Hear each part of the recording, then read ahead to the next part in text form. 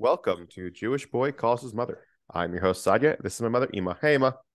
I took off my glasses so I don't look so much like a bug. All right. In solidarity, I'll take off my glasses too. How's that? Yeah. Look, oh gosh, my bags are my eyes. Um, all right, we, have, we, so have, we, have, we have little eyes in our family. we do. It's small eyes, yes, little eyes. Little eyes, yes. So, for this week's topic, we're going to talk about Hanukkah, and we were going to talk about the meaning of Hanukkah.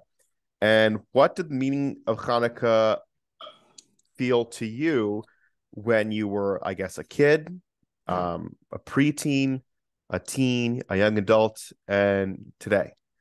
Oh my goodness gracious! Yeah. Yeah. So, sounds like a what was it? Remember was it the Charlie Brown cartoon where he comes back from summer vacation? He has to write what summer vacation means to me. Oh, yeah. I think I'm trying to remember that episode. Yeah, But you couldn't so think of fine. it. I'll ease you into it. So when you were a kid, what did you like about Ooh, Lightning Menorah was pretty. I like Lightning Menorah. I thought that was very pretty. Um, of course, every kid likes presents, Yeah. gelt. Well, in my day, we got Hanukkah gelt. My family would get together. They would get together. They have like a little Hanukkah party, Okay. and I liked that too. And dreidels, spinning dreidels. In Hebrew school, we had that. Like I said, what I didn't like was the I mentioned it before. Remember about the gift giving in Hebrew school? Oh, yes. We've Yeah, talked about that. hated No them. gift giving. That was always a bomb. Talk to most people. Most people will tell you, yeah. Most people didn't get such great stuff. Um, the usual. Oh, trying to think if my mother made me latkes. I don't remember my mother making latkes. What about Sufganiyot? Yusuf Ganio was a relatively new development. When I was a kid, especially growing up in Baltimore, it was all Ashkenazim. Oh, wow. So everybody just had fried Yep. latkes. Yeah, right. It was latkes. Basically, that was it. It was and as for like that was a later development, the Sufganiyot, when you got more of a Sephardic When the Sephardic population. immigration kicked in, like Right. with the Iranians, with the Mhm. Ayatollah, and you had Syrians, and you had Right. North African That's and right. Bukharian and We all that jazz. we thought my parents, everybody, as far as everyone was concerned, Jews were from Europe, and nobody, and all Jews spoke Yiddish, and nobody knew any differently. I'm not kidding. Really? And as a matter of fact, when I introduced Bubby to our Iranian neighbors, her her mother came in from Israel to visit. Her mother, the grandparents came in from Israel to visit, Yeah. and they're from Iran. And I introduced them to Bubby, and Bubby started to talk to her in Yiddish. Oh, And wow. she gave Bubby a very strange look. And I had to explain to my mother, they're from Iran. Iranian Jews don't speak Yiddish. They speak Farsi. And my mother was shocked. She said she thought Jews all over the world spoke Yiddish. It's so funny because like I re I remember when I was a kid, a lot of ignorant understandings of Yiddishkeit from adults. And then like as I got older, and especially nowadays with the internet, there's so much information. There's so many ways that like all these Jews interconnect that like you start discovering more and more about yourself.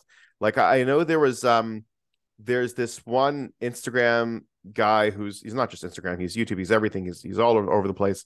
Rudy Ruchman. I'm not sure if you're familiar with him, and he's focusing on African Jews and the discovery of the African Jewish communities there, and it's very interesting. He has a whole I say YouTube. He's working on a documentary called "We Were Never Lost," I think, talking about the Jewish African tribes. But back to what we were saying about Hanukkah. Now, I have So a question though. When you say Jewish African, you mean North Africa, or do you mean Mamish, like the Congo and like the interior? I think they have. I'm trying to remember. I think there's one in Nigeria. the Igbo, if I'm not mistaken, the Igbo tribe has a lot of Jews there. They have a Masorah and everything. Wow, Yeah, that's amazing. yeah. So it's very interesting to see, and because his philosophy was about the idea of bringing the 12 tribes back to Israel. Like, let's go find them instead of them finding us. So Mm. he like went all these other places. He got into some trouble in Nigeria. He was arrested What there and happened? so the problem What is did he that with do? the Igbo tribes, I don't want to talk too much about it because it's off topic. So I'll I go see. for a split second. We'll go back on topic. Okay. Um, the problem is the Igbo tribes now in Nigeria, and if someone hears me and I'm wrong, then correct me. But there are some tribal warfares going on in Nigeria, Mm. and some of these Jews are part of the Igbo tribe, which are part of the civil war against the Nigerian government. And he started speaking to them and talking to them, and the Nigerians didn't like what he was doing.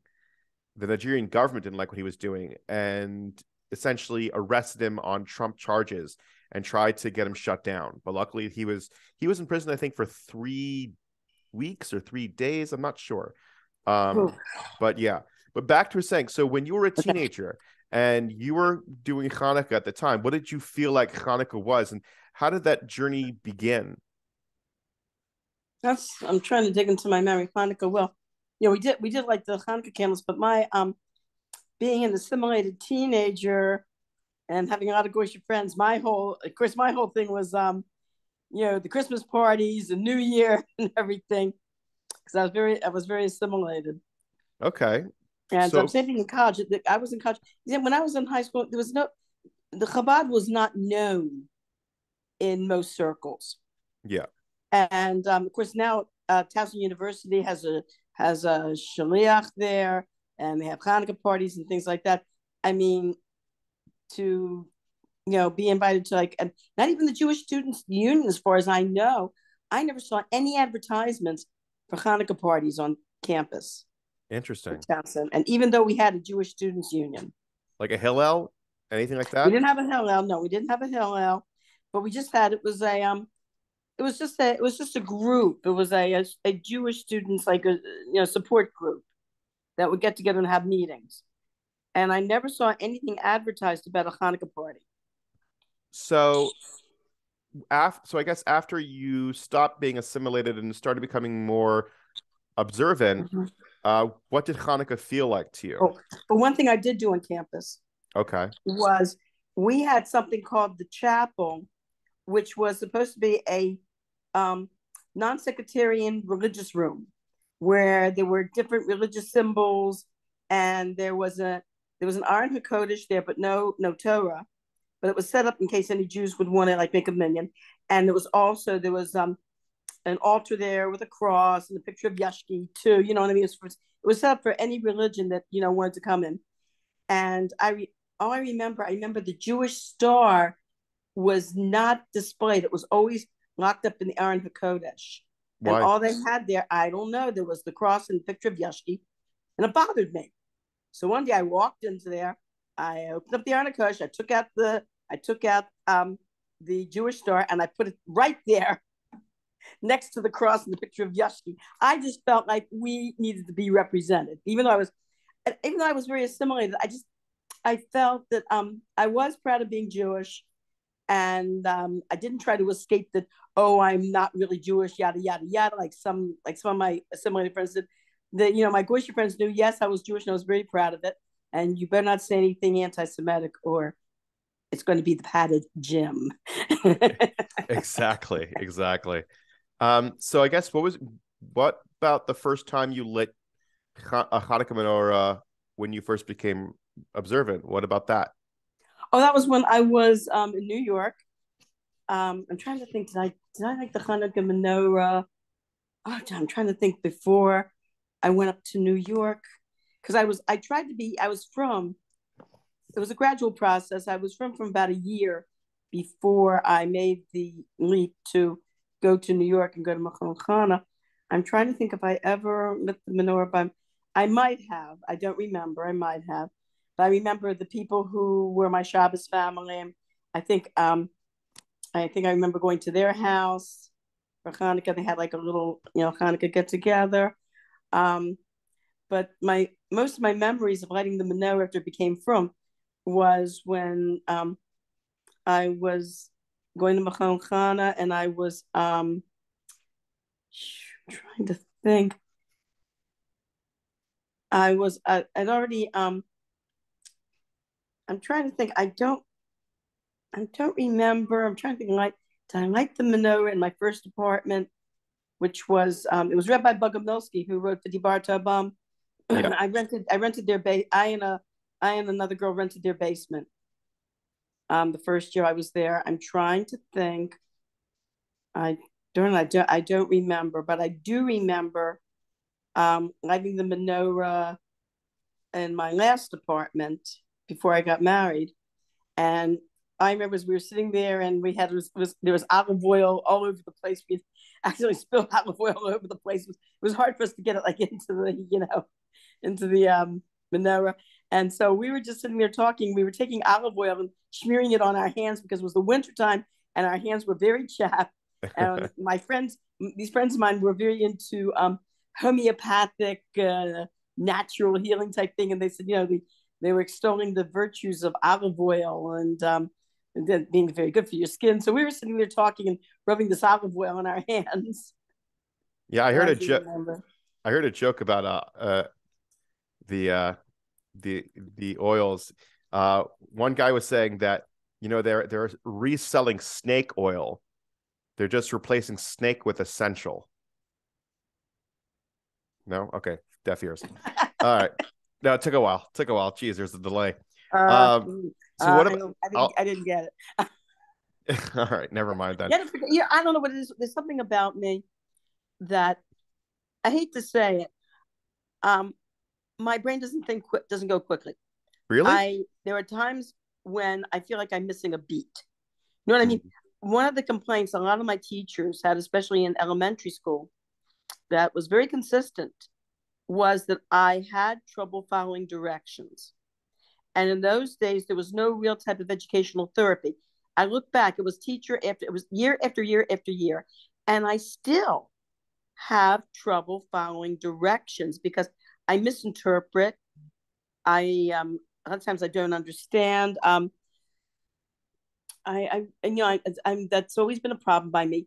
And in this day and age, had I been going to school today, they most likely would have referred me to some sort of educational therapist that would have given me exercises to be able to follow directions more easily. And like today, I had to mail back a skirt that was I've never mailed back anything that I bought online.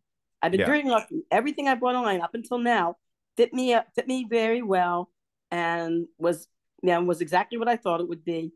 And I never had to return anything until now. I ordered a skirt, and even though I am plump, I overestimated my plumpness, and the skirt was really way too big on me.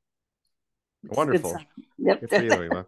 So I had to return it. So I went online and I typed in the information, and they sent me an email with the return label, and I printed it out.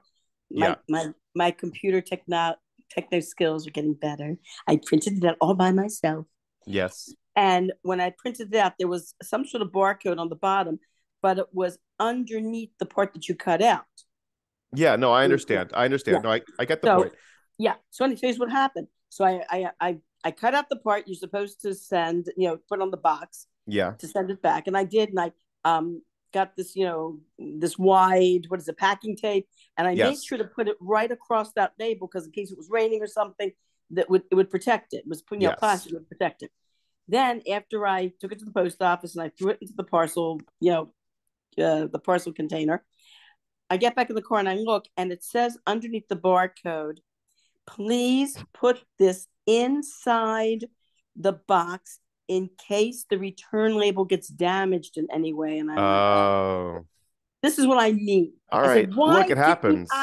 Why didn't, it was right there in front of me. I didn't bother reading it because all I saw was the return label. No and cut out the worries. return label and not bothering to read the So whole thing and see what's so underneath back to there. ADHD and trying to stay on topic. Um, so what It's a about lost cause. Forget Jeez it. Just Louise, Ema, embrace it. please just stay on topic, Just stay on task. embrace it. Follow me, follow me, follow me. Let's just do. Um, so what about lighting the Hanukkah menorahs with your children as they were getting older? From then they were kids. How did that make Well, you I remember feel? something interesting. There was one year. This was before Yes. you were. This was before you were born. When you were just a preconceived notion, Mm-hmm. a little spirit in the kiddush cup at our chasana. Um, when the Rebbe said he wanted girls to like their own menorahs, Yep. and he only did that once. For some reason, he only did that once, and so your sisters all had their on menorahs, and of course, well, they were in preschool, and of course, in the preschools, they make these little menorahs, and so for the kids, they made these menorahs, so we let them light them with candles, and where's your father? Lit the menorah, of course, with Oil. the oil, right? And every kid had his and her own menorah, and it was really pretty seeing all the menorahs lined up there. But I asked you about your feelings, though. My You're just feelings, your my feelings. my feelings Pride, were joy, love. I better hurry up and get dinner ready and put it on the table so we can sit there eating it in front of the candles. That's the feeling of knowing your place. We're talking about being able to. It's very peaceful. Ask anybody. It's Ask peaceful. It's anybody what enjoyable. what they think about lighting the menorah, and they'll tell you it is just very. It's very certain. It's very peaceful. It's very calming. Yeah, of course. That's what I want you to say. I want you to feel like Yeah. give Except into except that except feeling and understand. except when I was growing up in my house. In my house, nothing was peaceful and calming. Well, what did your I dad do when he mean lit the nothing menorah? When he would light the when menorah I and was things like growing up in that? my house. Huh? When he was lighting the menorah, like what about when your father was lighting the menorah? Like how was it? Your father would Um, light it. What kind of menorah did he have? we just had the regular candle menorah, the small candle menorah where they're all lined up. Okay. We didn't have anything fancy, but I like your father bought that. Remember that big menorah your father bought was what is it, two Yeah. and a half feet Do you tall? still have it? Yes, I do. It's in the Yeah. closet. I mean, I haven't used it Since Avi since, passed. yeah, because it's like, I just feel like I'm going to use it for myself. You know what I mean? So, I no, I get it. I I just get it. use here. Let me show you the picture of the menorah I use. This is the one Okay. I usually. Can you see it? Yes, we can see. Oh, Yeah, that's I it. like that one. I was that one that like one of us got you, or how'd you get it? I don't remember. Of But course you I don't. the reason I like it is because it's small, and also the if the little the cups.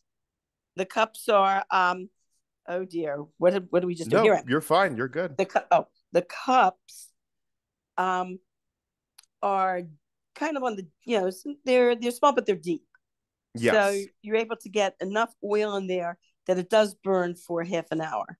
that's wonderful. What about And I anything? make by the way I make my own wicks. I found those teeny little string wicks. Mm-hmm.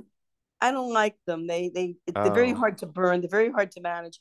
And I just take a cotton ball. I'll take a cotton interesting. ball and rip it up, and I just twist it myself with my hand. I just take my fingers. I just twist it and twist it and twist it, and just stick it in there, and it absorbs the oil much better and burns much longer. Do you remember any Hanukkah parades when we were younger? Because I know I just finished one yesterday. We had like over 100 cars. Oh yeah, I remember the Hanukkah parade. Sure, it's oh my gosh, we in those days we went.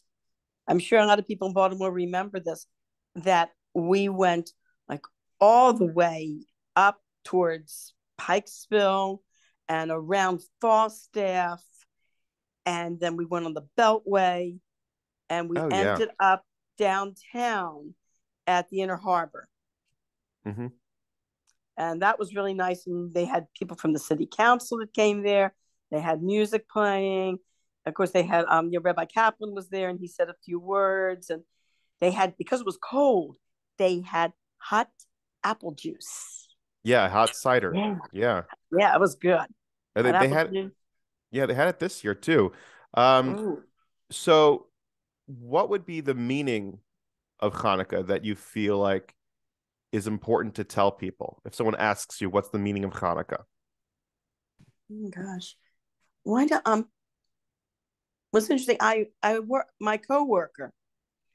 I work with a lady who's not Jewish from Honduras. Yes. And but she's very interesting. She told me she stopped being a Catholic. She Okay. did not like the Catholic Church. Her family was very upset that she did this, but she left the Catholic Church. And this is there's some church that she found that she seems to like very much, but they don't celebrate Christmas. That's Seventh-day Adventist, Nima. I get I don't know. I guess I don't Yeah, know it's if it Seventh-day was. Adventist. Yeah. Uh-huh. J witnesses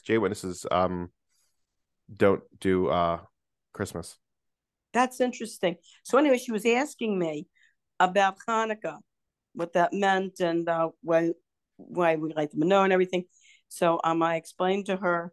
Because this was all in Spanish. Oh I, yeah, for I like sure. I like believe me, I exhausted my Spanish language app, Oh, and are you done? You and, finish and everything? I totally burnt out my brain digging up my Spanish vocabulary, and I explained to her about the rebellion of the Maccabees and the Greek Syrians and Hmm. what a miracle this was, that it was like this little ragtag army that actually beat what was the state of the art, cutting edge technology army of the time. That it would be like a teeny little country, like totally beating up the United States, which unfortunately happened in Afghanistan. But And anyway, Vietnam we won't go there. and Yeah, North but Korea. that that was political. That we those wars we could have won had we You gone in really, there and done. really? Yes, we could have. Except the Vietnam was politicians a got winnable involved. war for like Yes, 30 it was. years, They found from out later. 55 to No, 75. no, no. They found out. It came out much later that we were actually winning. We were beating the Viet Cong, but what happened was McNamara and the politicians All got right, involved. let's stay back on track. Let's get back Okay, on right. track, Emma. Okay. Well, I anyway. really, okay, yeah. Okay. So anyway, um, and I told her about the miracle with the olive oil. It was, the teeny little bit of olive oil, and it only being enough to last for one day instead of lasting for 8 days, and that's why we, burn like the Hanukkah candles. So So what's the true, meaning true, true. though? But there was some of it though. Some of it she knew. Mm, She says, "Oh interesting. yeah," that she remembers reading something about this in the Bible. So She goes Thursday night. She goes to these Bible studies that wonderful. they have at this church. I don't know. Like I said, I don't know what group this is, but she did know something about it. So the question I'm asking you then is, what is the meaning of Hanukkah? The meaning, the understanding of what you think is the whole essence of Hanukkah. I for me Is it just to personally, light candles? Is it to feel, like a light among darkness? Is it, fighting against assimilation? Like, what is it? What is the meaning of Hanukkah? well, like you said, I guess everything what you just said. But for me personally, um, it's nice to have like like I said, it's like I said, rededication. I feel like it's a connection to, you know, it's a connection, to all of us as Jewish people. It's a connection. We're rekindling our connection to God, who was responsible for, creating this amazing miracle. Um, a reconnection to, all the Jews that came before us. And there's a medrash, by the way, that Yaakov went back. It said to get jars of oil when he had that big fight with Esav's angel. Yeah. And so there is a medrash, like, well, what was so important about these jars? And they said that it was actually the jar of olive oil Mm. that the Kohanim found many years later in the base of Mikdash. Wow. That was the one he went back to get, that jar of olive oil. That's really cool. And that jar of olive was passed on and passed on and passed on until it was actually brought into the base of Mikdash. What did you always want to get for Hanukkah? All I want for Hanukkah is you. Oh my God. I'm trying to pull something out of you, and this is ridiculous. I could be just like, that's another thing. Okay.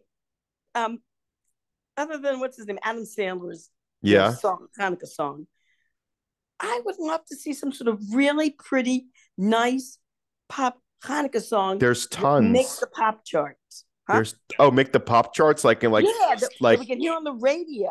Yes. oh I think Matasio has a good one. Uh-huh. He's got a few Hanukkah songs.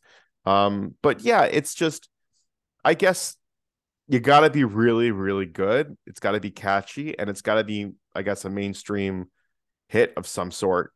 Um, but yeah, what about any Hanukkah music when you were growing up? Hanukkah. Oh, I told you about the music program in my Hebrew school, didn't I? No, what I don't remember this.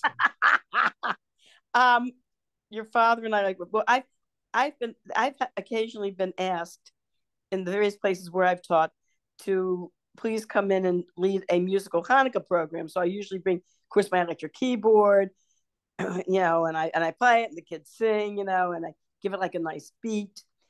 Well, your father, and when I told your father about, this some of the music programs that I was working with, he said, remember our music program at Beth Phila with the principal Eric Levy? And I just cracked up laughing. Wait a second. I think we talked about this. Was Yes. he the guy? Was like a Holocaust survivor, and you guys gave Hitler salutes behind his back? Okay, Yeah. all right. That was the one. Okay, Okay, we've mentioned this already. I'm okay, not so repeating ourselves. You want to listen to it? I think it's a good story to repeat. Anyway, so what happened was, okay, Purim and Hanukkah. Here's what would happen: they would march us into the sanctuary. We would sit down. They would pass out these old song sheets. I mean, they were wrinkled. There was no such thing as lamination in those days. They were wrinkled. They were old. You could tell, and they're passing them out. You can actually hear the song sheet. You can hear these song sheets like moving back and forth in the breeze, and the little bit of the air that was there. And then Eric Levy would go up to the bima, and he always had a cigar in his mouth. He took out his cigar, he took out the song sheet, and he would said, "All right, song number 1." And we'd start to sing, and he'd go, "Stop!" And he'd yell, "Sing with me. Ready? 1, 2, 3. Hanukkah, oh Hanukkah." Oh gosh. It's so funny because it's like I was with my boss and my coworkers today. We were talking about like Christmas cheer and things like that. And like it's so different than like Hanukkah experience of what Hanukkah really is. It's not like Jewish Christmas. It's not. It's about like, we fought, for our country and to kick out the heathens. They want to force their culture and religion on us, and we will do whatever it takes to like preserve our Yiddishkeit and preserve, life for Hashem and for us. And it's a different, it's the same time, but like a different, like meaning altogether. And people get confused, because it's a rabbinical holiday. It's not a Torah holiday, if that makes any sense. Deraisa. They try to properly translate, Well, there is a medrash, I believe it's a medrash, that when the Mishkan was finished, it was the 25th of Kislev, and Moshe Rabbeinu wanted to have like a very, very big celebration and a yontif to commemorate it. And Hashem told Moshe, no, not yet. There's going to be another yontif later. Yeah. It's going to be on the 25th of Kislev. I also heard about one of them was that Moshe Rabbeinu saw the pain and suffering of the Jews from like the beginning to the end till Mashiach comes. I've heard of that. Yeah. I also remember hearing the story about how people celebrated Hanukkah in the Holocaust, and Oh, how that's they worked very yeah. hard for the schmaltz, and they had like some like metal spoons they were able to bend, and they stuck it in the ground, and they created a shamish, and they were able to light it very like The quickly. story I remembered was the one where they saved potatoes, and they were saving like little bits of margarine and the or butter, must have been butter. Margarine I Yeah, think wasn't developed yet or something. So the Nazis, seeing that the story I read was that the Nazis, seeing how that for some reason the Jews were, saving these little bits of butter for a joke, right before Hanukkah, came into one of the barracks and like started throwing like lops of butter on the floor, and just laughing and getting a big kick how the Jews were running and grabbing these pieces of butter. And the Nazis didn't realize that they were helping with the yeah, they're Hanukkah helping. They thought they celebration, were just but they being. thought it was funny. They were just being they just thought it was funny the way they were just making fun of the Jews, and just laughing about it. So then, the story I heard was that they were able to use these potatoes. They were able to put the margarine on these potatoes. I might be mixing up stories. There may be one. There was one with the no, I think there are two stories. One with the potato, where they were actually able to hold these potatoes and squeeze out the potato oil. Then there was one with the margarine, where they took threads out of their clothing, Mm-hmm. and they used the threads out of their clothing for wicks to light these lumps of butter to actually, check burn like Hanukkah candles. Yeah, And there's one famous story that we read in Hebrew school where I think the one about, where, like you said, they would scrape potatoes, out and use them for Hanukkah lights. And the man, like one of the men in the barracks, said, "Don't worry, I know things are very dark, but you'll see. We're gonna survive this, and we're gonna be okay." And it was actually a year later, also around Hanukkah time, that the Allied troops and came into the camp and was able to liberate them. And yeah, every man in that barracks did survive. yeah. I remember. I keep on thinking of Rabbi Tal and how he was able to survive. This is a different holiday, Rosh Hashanah. He was able to get a shofar and blow the shofar and keep it, all the way to Baltimore. The shofar is like this big, maybe I would say about 3.5 inches long, Mm-hmm. and they did a small toot, and that was it. But like he was able to hold on to it and sneak it in and take it with him after Auschwitz. Oh my gosh. Yeah. When you think about what those people went through, you think about your own problems. Yeah. Our problems are nothing. Their Oh, problems are nothing compared to what they went through. I could still complain though. Yep. Um, so what about any cooking, any food? Hanukkah themed food, Mm-hmm. latkes when you were a kid growing up, mother making latkes. You Did my decided to mother? make your own I don't. latkes.